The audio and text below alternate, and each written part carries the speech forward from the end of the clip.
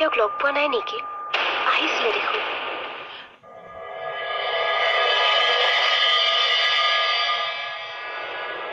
সেইজন সঁচাকৈ পৰীৰ পুৰণি প্ৰেমিক ৰণ নহয়তো। কিমান চেষ্টা কৰি তাইক ৰণৰ পৰা আঁতৰত ৰাখিবলৈ নিবিড়ৰ সৈতে বিয়া পাতি দিলো। এতিয়া যদি আকৌ ৰণৰ সৈতে মুখামুখি হয়, আৰু প্ৰীতিৰ সৈতে ৰণৰ কি সম্পৰ্ক? নাই নাই, মোৰ ছোৱালীজনীৰ জীৱন ৰক্ষা কৰিবলৈ মই কিবা ভাবিব লাগিব। মা, মা, এইখন চোৱাচোন, আমাৰ কোম্পানীৰ এড্ৰেছত অহা কিবা চিঠি। ইয়াত লিখা মতেতো এইখন 6 মাহৰ আগৰে চিঠি। চোন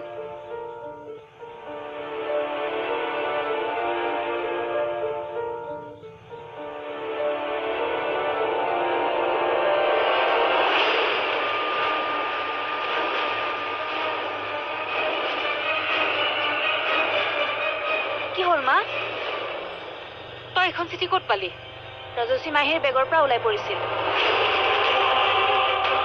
তেওঁ জানো বেগত কিবা কিবি খুচৰি নাথাকে? মইনো কি কাগজ বুলি বুটলি ললো, কিন্তু তেওঁক মই সুধিবই নাপালো জানানে। ভাবিলো তোমাক আৰু দাদাকেই সুধিম। ৰাজশ্ৰীৰ বেগত এখন চিঠি? তাৰ বেগত এখন ক'ৰ পৰা আহিল? তাৰমানে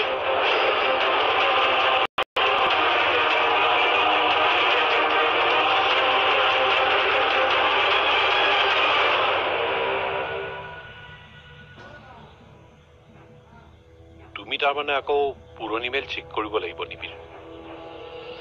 হয়, মই ৰণবিজয়ৰ লগত আলোচনা কৰিছো। তেখেতে মোক এটা ছাজেশ্যনে দিছে। ৰণবিজয়? কোন ৰণবিজয়? আপোনাক কোৱা হোৱাই নাই। ৰণবিজয় হৈছে মানে ৰণ প্ৰীতিৰ বন্ধু। তেখেতে বাহিৰত বিভিন্ন ধৰণৰ ভাল ভাল কোম্পানীত চাকৰি কৰি আহিছে, বিদেশতো আছে। এতিয়া তেওঁ ইয়াতে আছে। সি বাৰু মাজনীক লগ পাইছে নেকি? ৰণে বাৰু মাজনীক লগ পাইছে নেকি? মানে পৰি নাই, মানে পাইছে কিজানি। তেওঁতো আমাৰ ঘৰলৈ 2 দিন আহিছিলে।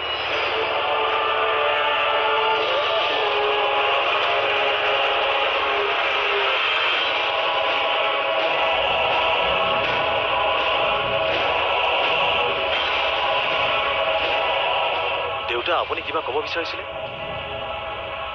হঠাৎ ৰণৰ কথা কোৱাত আপুনি কিবা চিন্তাত পোৱা যেন লাগিছে। নিবিড়, তুমি এই ৰণ বোলা ল'ৰাজনৰ লগত মোক স্নেহী কৰি দিব পাৰিবানে? কাগজখন ক'ত গ'ল? ইয়াতেতো আছিলে। কি হ'ব এতিয়া? পিছলৈ দেৰি হৈছে।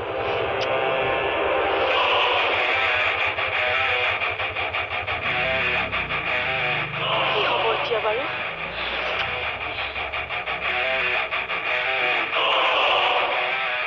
ইয়াতেতো আছিলে। ক'ত গ'ল বাৰু কাগজখন? কি হ'ল মিছ ৰাজশ্ৰী শৰ্মা?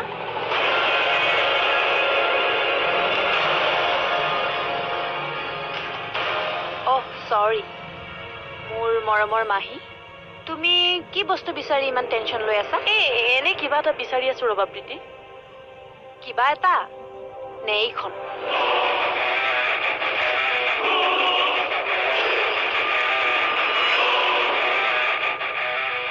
এইখন কাগজ বিচাৰিয়ে তুমি হাহাকাৰ কৰি থকা নাই জানো? এইখন তুমি ক'ত পালা? চাও, মোক দিয়াচোন। ৰবা মাহী, আজি সকলো কথা খোলাখুলি হৈ যাওক। তোমাৰ কি এনেকুৱা ইম্পৰ্টেণ্ট কাম থাকে যাৰ কাৰণে তুমি আমাৰ পৰা কথাবোৰ লুকুৱাই থাকা? কাগজখন দিয়াচোন মোক। এইখন চক্ৰৱৰ্তী ইণ্ডাষ্ট্ৰীৰ কাগজ। এই কাগজখন তোমাৰ হাতত কেনেকৈ আহি পৰিল? উত্তৰ লাগে মোক। প্ৰীতি,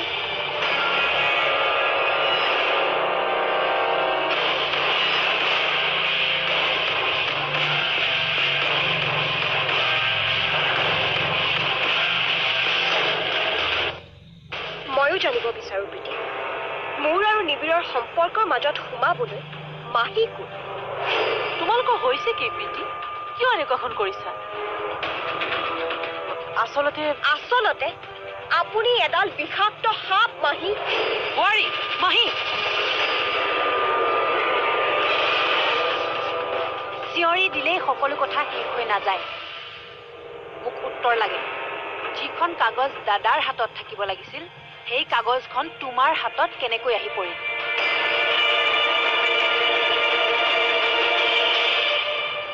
ইয়াৰ উত্তৰ মই দিব নোৱাৰো।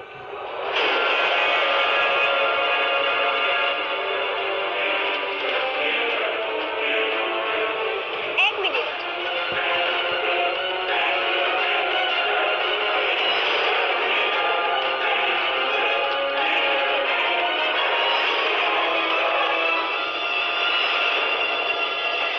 মা দেউতাই চাগে বহুত ভাবি চিন্তে মোৰ নামটো ঈশ্বৰ ৰাখিছিল। আফটাৰ অল ঈশ্বৰৰ ইচ্ছা বুলিওতো এটা কথা আছে। ছাৰ এয়া জানো ঈশ্বৰৰ নিচিনা কাম হৈছে? মোৰ সোঁৱৰণিত কি লিখা আছিল? ৰাজভোগ। মোৰ হাতখন এৰি দিয়া পৰিণীতা, তুমি বহুত ভয়ংকৰ ভুল কৰিব ওলাইছা। মই ভুল কৰিছো নে ভাল কৰিছো সেয়া সময়ত গম পোৱা যাব মানি। এতিয়া আপুনি মোৰ প্ৰশ্নটোৰ উত্তৰ দিয়ক। এই কাগজখন তোমাৰ হাতলৈ কেনেকৈ আহিল সেই কথা তুমি আমাক ক'বই লাগিব। এই প্ৰশ্নৰ উত্তৰ মই নিদিওঁ। এই প্ৰশ্নৰ উত্তৰ দিব আন এজন ব্যক্তিয়ে। তাৰ আগতে অৰ্চনা বাইদেৱে মোৰ কেইটামান প্ৰশ্নৰ উত্তৰ দিব লাগিব।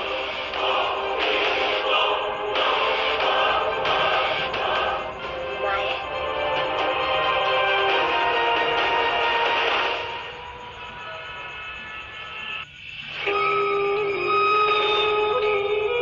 তেখেতে এখন এখনকে সকলোবোৰ দুৱাৰ মোৰ কাৰণে খুলি দিছিল।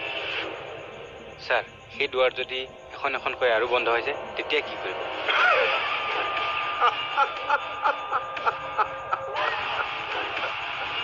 মোৰ নামটো ঈশ্বৰ হালৈ। মা দেউতাই চাগে বহুত ভাবি চিন্তে মোৰ নামটো ঈশ্বৰ ৰাখিছিল। আফটাৰ অল ঈশ্বৰৰ ইচ্ছা বুলিওতো এটা কথা আছে। ছাৰ এয়া জানো ঈশ্বৰৰ নিচিনা কাম হৈছে? চৰি ছাৰ, বেয়া নাপাব, মই আপোনাৰ লগতে আছো। মোৰ লগত নাথাকিলে জানো আপোনাৰ গত্যন্তৰ আছে? নাই ছাৰ। আপুনি পাহৰি গৈছে নেকি মই আপোনাক ক'ৰ পৰা তুলি আনি ক'ত ৰাখিছোহি?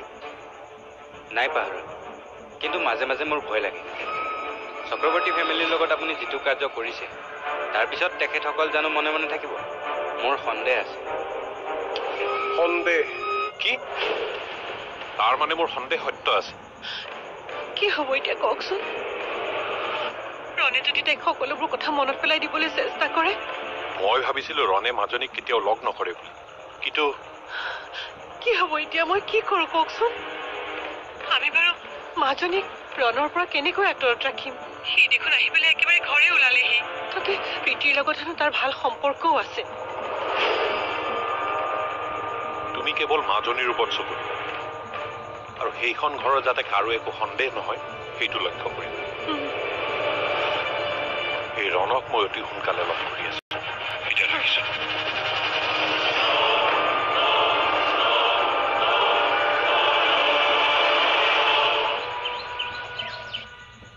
লগ কৰিম বুলিতো মইতো কোৱা নাই মা, তুমিহে। আহা, মই বাৰু কৈছো।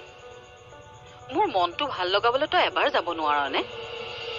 এইবোৰ কৰিলে জানো কিবা লাভ হ'ব বুলি ভাবা মা? মনৰ শান্তি বুলি কথা এটাওতো আছে।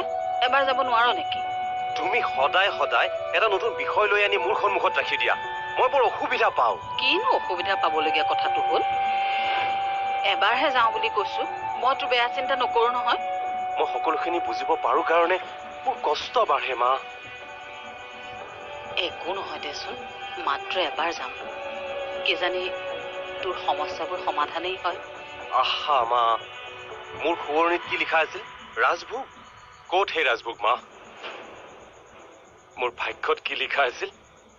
লাখ বিলাসৰ জীৱন, সুখ সমৃদ্ধিৰ জীৱন। ক'ত মা সেইবোৰ? ক'ত? আৰু এই মোৰ জীৱনটোৱে যদি ৰাজভোগৰ জীৱন, তেনেহলে এইবিলাক জ্বলা যন্ত্ৰণা কিয় ভুগি আছো মা? কিয় মোৰ ইমান কষ্ট হয় মা? মোৰ কথাখিনি শুনা হলে হয়তো তই ইমান কষ্ট পাবলগীয়া নহ'ল।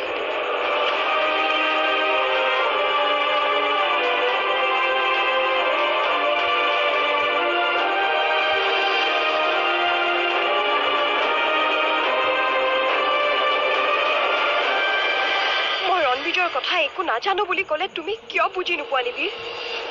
কিয় একেটা কথাকে তুমি বাৰে বাৰে অকাই পকাই মোক সুধি থাকা? আৰু মই দেখোন মোৰ অতীতৰ কথা একোৱেই নাজানো। কিন্তু ৰণৰ কথা কওঁতে দেউতাই কিয় ইমান টেনশ্যন লৈছে? আৰু অতি সোনকালে তেওঁক কিয় লগ কৰিব বিচাৰিছে? আৰু ৰণৰ কথা ক'লে তোমাৰ গাটো কিয় ইমান বেয়া হয়? বাহ বাইদেউ বাহ, কিমান যে মহান তুমি। সময়ত একো এটা নকৰি এতিয়া মোক তোমালোকৰ ঘৰত আশ্ৰয় দি কণা হাঁহক পতান ছটিয়াইছা। মোক চম্ভালি কথা কবি ৰাজশ্ৰী, পাহৰি নাযাবি টকাৰ আগত কথা কৈ আছ। মোৰ ঘৰখনৰ কাৰণে। সেইবোৰ তই কি কথা কৈ আছ ৰাজশ্ৰী? তহঁতৰ ঘৰখনক মই নিজৰ ঘৰত গৈ কোনদিনা পৰ বুলি ভাবিছো? কোনদিনা মই তহঁতৰ লগত নাই? বাহ বাইদেউ বাহ, কিমান যে মহান তুমি। সময়ত একো এটা নকৰি এতিয়া মোক তোমালোকৰ ঘৰত আশ্ৰয় দি কণা হাঁহক পতান ছটিয়াইছা। মোক চম্ভালি কথা কবি ৰাজশ্ৰী, পাহৰি নাযাবি টকাৰ আগত কথা কৈ আছ। ইচ্ছা কৰিলে এই মুহূৰ্ততে তোক মই মোক মোক কি বাইদেউ খেদি পঠিয়ালা হয়?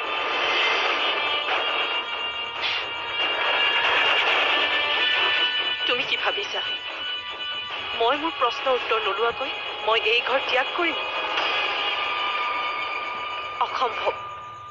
মই সকলোবোৰ পথ বন্ধ কৰিহে মই এই ঘৰত আশ্ৰয় লৈছো। এয়া মাথো আৰম্ভণিহে, আগলৈ আৰু বহুত কিবা কিবি বাকী আছে।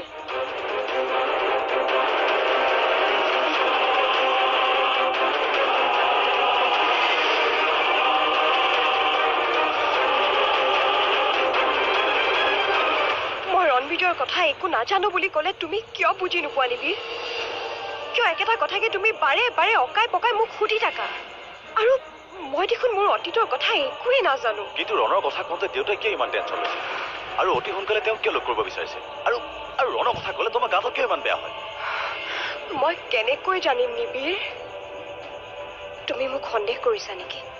তুমি যদি মোক সন্দেহ কৰিছা তেতিয়াহ'লে মোৰো কিন্তু ক'বলৈ বহুত কথাই আছে। নাই মই সন্দেহ কৰা নাই পৰি, মই কথাবোৰ ফহিয়াই চাবহে বিচাৰিছো। চোৱা পৰি, এবাৰ সাপে খুটিলে কেঁচুলৈ মানুহৰ ভয় হয়। ঈশ্বৰৰ দৰে মানুহজনে মোক বা আমাক ঠগিব পাৰে, তাৰপিছত প্ৰতিটো খোজতে মোৰ সন্দেহ শংকা আদি মনলৈ নাহিবনে? মই বুজো নিবিৰ, কিন্তু ৰণক এই ঘৰখনৰ সৈতে প্ৰীতিয়ে চিনাকি কৰাই দিছিলে।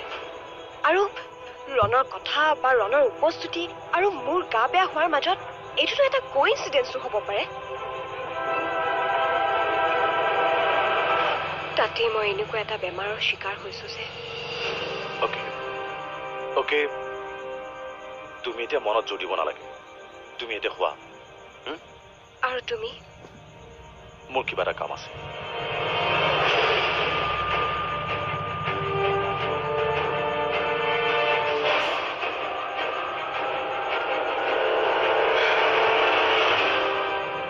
কাগজ স্যাৰ, আমাৰ লগততো সকলো লিগেল ডকুমেণ্টছে আছে। সকলো লিগেল ডকুমেণ্টছ আছে, কিন্তু এখন কাগজ আহি এতিয়াও মোৰ হাতত পৰাহি নাই। আৰু সেই কাগজখন নহ'লে মই যিকোনো মুহূৰ্ততে মোৰ এই পজিশ্যনটো হেৰুৱাব লগা হ'ব পাৰে। এইটোতো বৰ ভয়ংকৰ কথা হ'ল। এতিয়া কি কৰিব আপুনি ছাৰ? কি কৰিম? মই ঈশ্বৰ নহয় জানো? ঈশ্বৰৰ লীলা কৰিম।